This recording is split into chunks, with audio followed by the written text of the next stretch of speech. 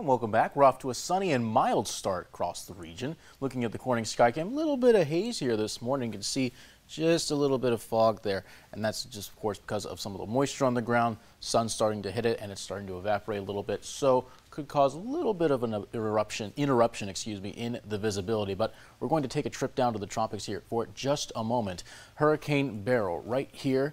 It's about a Category 2 strength storm with about winds of 100 miles per hour. This is expected to strengthen significantly in the next 24 hours. Expected to become a Category 3 within 12 hours, a Category 4 within 24 hours. And this is approaching Trinidad and Tobago, St. Vincent and the Grenadines, Martinique, St. Lucia, lots of these islands here in the leewards, in the southern leewards, and then it's expected to continue as a major hurricane and start to pass through south of the Dominican Republic and eventually get closer and closer towards Jamaica, potentially as a Category 2 storm. We'll continue to track that as it evolves. Bringing it back to our region, temperatures continue to sit in the upper 60s and the low 70s. It's now 74 in both Tioga and Mansfield, 71 Watkins Glen.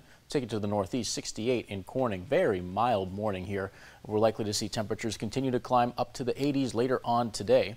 We see in the satellite and radar had a line of some showers and some bit of some beefier systems there make their way through the region not too long ago, but now most of that has diminished. A few light showers looking like they could descend upon the area. Take a look, parts of Steuben County. Think areas around Jasper, Troopsburg, stretching over towards areas around, say, the town of Cameron and Camp Bell. Could be getting a few showers, but most of us are likely to stay on the dry side. Of course, parts of Watkins Glen and Ithaca got some rain earlier, but again, think further south, think the higher likelihood of staying dry this morning, and highs getting up closer and closer up to the mid-80s. 85 expected in Elmira, 83 Towanda.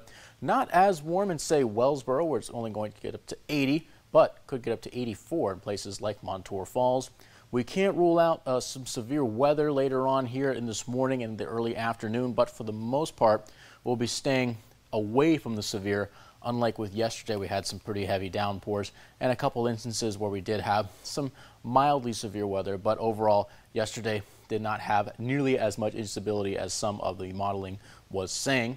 However, we go into the wind gusts. Could see some instances where the wind gets up to, say, 20, 25 miles per hour. That happens later on in the day. Around 2 o'clock is where things start to pick up, continuing to stay on the windy side as we go throughout the rest of the evening.